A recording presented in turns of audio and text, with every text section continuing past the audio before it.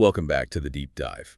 Today, we are exploring a really foundational text. We're going deep into the Sharira Sthana. The section on anatomy and physiology? Exactly, from the Sushruta Samhita. While Sushruta is rightly celebrated as the father of surgery, That's what everyone knows him for.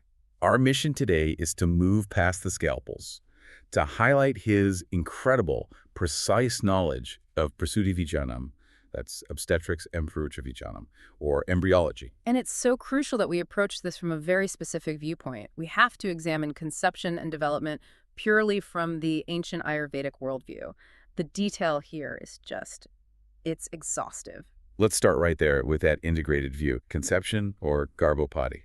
Sushruta claims it requires 4 essential pillars, not just, two biological components. Right. We know the first two, Shukra, the male factor, and Shuta, the female factor. But what are the other two, the ones that aren't physical? So the third pillar is Atma. You could translate it as the Jivatma, or the specific individual consciousness that enters the child right at the moment of union. Wow. Okay, so consciousness from the very beginning.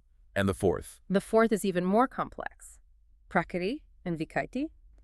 This includes the parents' constitutional types, Vata, Pitta, Kapha, and critically, their karma phalas. The fruits of their past actions. Exactly. So it's not just a physical event, it's this complete holistic creation where the physical, the constitutional, and the spiritual history have to align perfectly. That is a massive leap from modern biology. So if that Atma, that consciousness or karmic element is missing, what did Sushruta claim happens? Well, simply put, the creation is unsuccessful, or it results in a failure to thrive.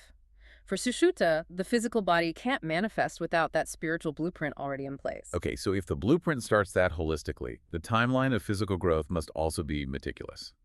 Let's look at Masanumasika Garbhavriddhi, the month-by-month development. Right. In the very first month, the fetus is described as Kalala Rupam. What does that mean? It's described as a sort of microscopic, undifferentiated, jelly-like mass. He even compares it to curd. And when do we start seeing recognizable development? By the third month, all the major bodily organs begin their clear formation. But it's the fourth month that's really astonishing. That's when they pinpoint the full formation of the heart, the Dauhradam. The fourth month. And that's significant because... Because that's when consciousness, the Atma, is said to truly arise within the fetus, and it stabilizes the blood connection between mother and child. This is the moment they call strathvam, stability. And then we get to the 8th month, which is so often cited as this incredibly vulnerable time. What was Sushruta's specific risk assessment for that period? The 8th month is dangerous because the jasu, which is the very essence of life, of immunity, is continuously and unstably exchanged between mother and child. It's flowing back and forth. Unstably. Yes. So the text says that if the child is born during this unstable fluctuation, the lack of stabilized jasu makes survival extremely difficult. That makes sense. So moving on to managing all of this. The text has very strict rules for Garbhini Paricharya, or antenatal care.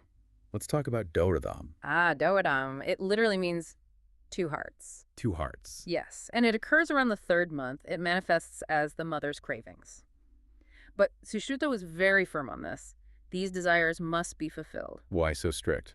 Because they're seen as reflecting the direct physiological and even psychological needs of the developing fetus, so ignoring them could potentially cause defects lupalu in the baby. Which would explain all the lifestyle prohibitions, the nitalu, avoiding fear, anger, intense exercise.